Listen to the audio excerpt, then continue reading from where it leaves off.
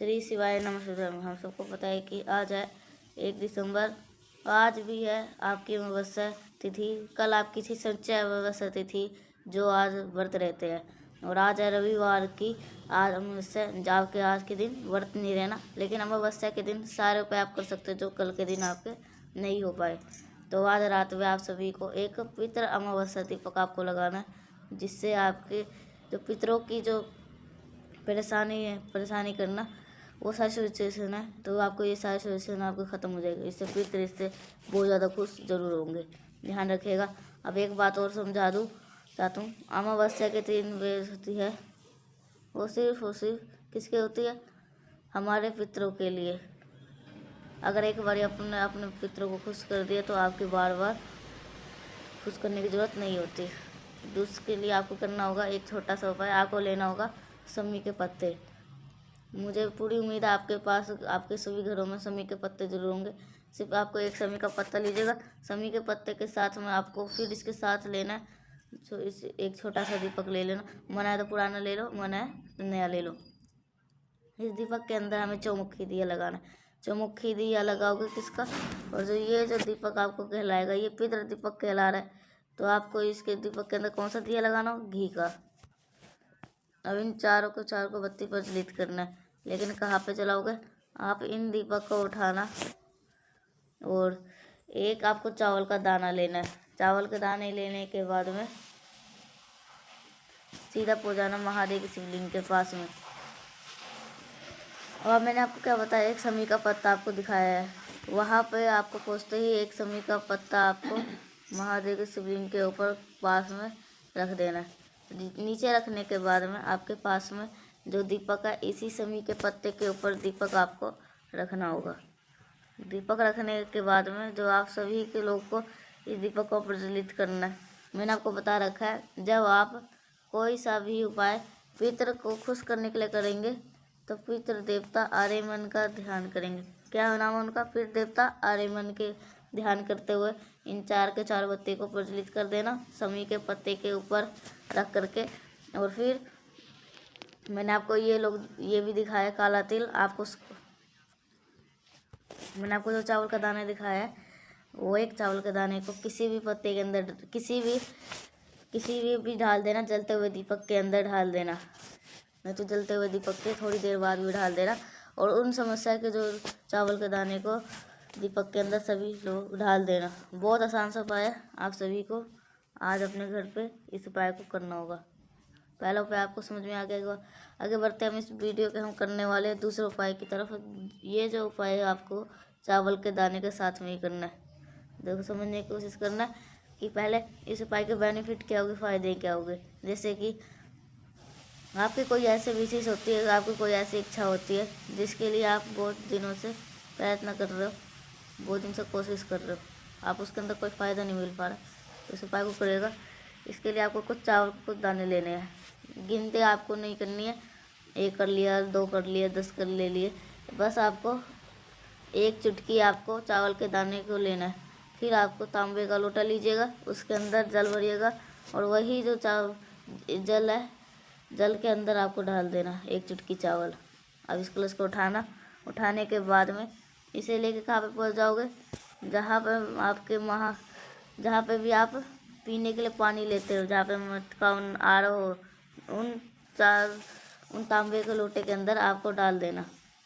उसके बाद में जहाँ पर भी आप अपने आर ओ लगाए हो ना, वहाँ पे जाके खड़े होना, अपने पितरों से स्मरण करना, प्रार्थना करना, हे पितृ देवता, हम अनजान है, हम ना समझ है, हमें किसी भी ढंग नहीं है, तो हमसे जो भी गलतियाँ हुई हो तो हमें नादान समझ के, ना समझ के आप हमें क्षमा करें। उन सबसे क्षमा याचना जरूर करेंगे।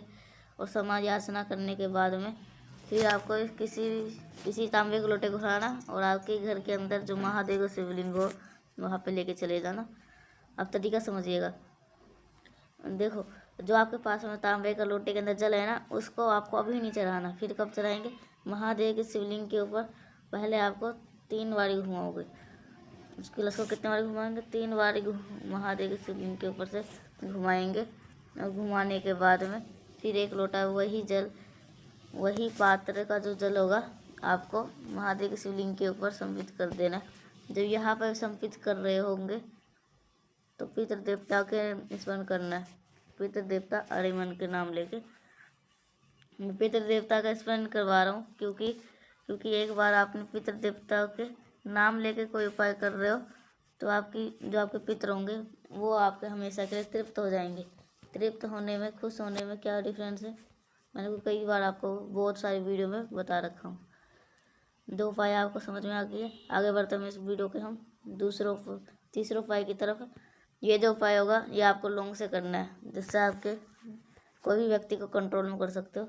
देखो, कंट्रोल में करने का मतलब बता रहा हूँ, ये वो नहीं होता आप किसी के अंदर एक पैर से खड़े रहेंगे तो खड़े रहो, आप दरवाजा बंद करो खोलो तो ऐसा काम करे। ऐसा नहीं, किसी को गुलाम नहीं बनाना।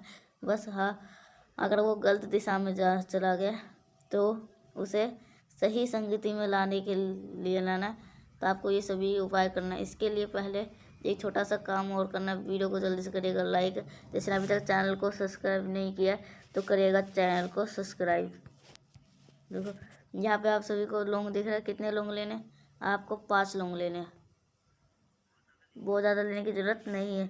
5 लौंग लेने के बाद में आपको इस तरीके से तांबे का लोटा, उसके अंदर जल भरने का और जो आपने लौंग लिया है उस लौंग को कलश के अंदर डाल देना। डालने के बाद इस कलश को लेकर के पहुँच जाना महादेव के शिवलिंग के पास में। यहाँ पर आपको किसी का स्मरण नहीं करना है, लेकिन हाँ, महादेव का जो एक रूप ध्यान में लेना है वो रूप है अवधूत रूप। कौन सा रूप होता है? अवधूत रूप होता है। इसलिए इस पूरे लौंग के जल को अवधूतेश्वर महादेव के नाम से जो आपके घर में वो सब मंत्र बोल के समर्पित कर देना। समर्पित करने के करोगे तो यही जल आपको बहता हुआ नीचे गिरेगा। आप इस जल को रोक लेना। जो भी व्यक्ति इस जल को रोक लेता है, बहुत ज़्यादा परेशान कर रहा है, बहुत ज़्यादा कलेश करता है, मतलब पूरी फैमिली को परेशान करके रख दे रहा है, तो आपको उस जल को उस व्यक्ति को थोड़ा थोड़ा करके किसी भी चीज़ में अगर आप मिक्स करके पिलाना स्टार्ट कर देते हो तो आप इंसान की जो दिशा होगी दशा होगी दोनों में आपको परिवर्तन देखने को ज़रूर मिल जाएगा। करिएगा ज़रूर, भूलेगा नहीं। अब बात कर रहा हूँ चौथे उपाय की तरफ, जो कि आपको करना है बेलपत्र के साथ में। कष्ट को दूर करने के लिए होते हैं। कष्ट हर एक परिवार के, हर एक फैमिली के अलग अलग है। जैसे कि मेरे कोई और कष्ट होगा, आपके घर में कोई और कष्ट होगा। ज़रूरी नहीं है आपके घर में रोग की प्रॉब्लम है, मेरे घर में रोग की प्रॉब्लम है। ज़रूरी नहीं है हमारे घर में धन की समस्या तो आपको भी धन की समस्या हो। इसलिए हर एक परिवार का अलग अलग नियम होता है। जो आपके घर में कष्ट हो गए वो आपको इस कष्ट को खत्म करने के लिए एक बेलपत्र लेना। बेलपत्र को लेने के बाद में क्या करना है? तांबे के लोटे के अंदर जल भरना है। अब इस जल को उठाना, आपके ही घर में क्या करना, आपके ही घर में जहाँ पे मटका हो, परिंदा हो, आरओ लगाओ, उस स्थान पे आपको इस कलश को ढक करके पूरी रात रख देना। अगले दिन पड़ेगा सोमवार का दिन। सोमवार के दिन आप जब सुबह करके उठे और इस कलश को उठा करके सीधे बेलपत्र के साथ में और पूरे घर में जितने भी रूम्स होंगे, कमरे होंगे, सभी कमरों में घूम करके और आपके घर के जो महादेव का शिवलिंग हो उन्हीं के ऊपर उस जल को अभी समर्पित नहीं करना है। अभी समर्पित नहीं करना, आपको लेना है पहले लाल चंदन लेना है। लाल चंदन भी ले ज़रूरत है, तो जल चढ़ाते से पहले आपको लाल चंदन का भी लेपन पहले कर देना। और उसके बाद में अगर आप जल समर्पित कर देते हैं तो इससे आपकी जो पितृ दोष की समस्या होती है वो कष्ट भी सारे दूर हो जाते हैं। तो मैंने कोशिश करी आप सभी को सारी चीज़ों को अच्छी तरह से समझाने की, हर एक बात हमसे समझ आया। वीडियो पसंद आया तो लाइक करेगा। कुछ पूछना नहीं समझ में आया नीचे कमेंट सेक्शन में पूछ सकते हैं। और जितने भी मेरे भाई बहन पहली बार सुन रहे चैनल को जरूर सब्सक्राइब करिएगा। और मिलते हैं नेक्स्ट उपाय के साथ, तब तक के लिए श्री शिवाय नमस्तुभ्यम।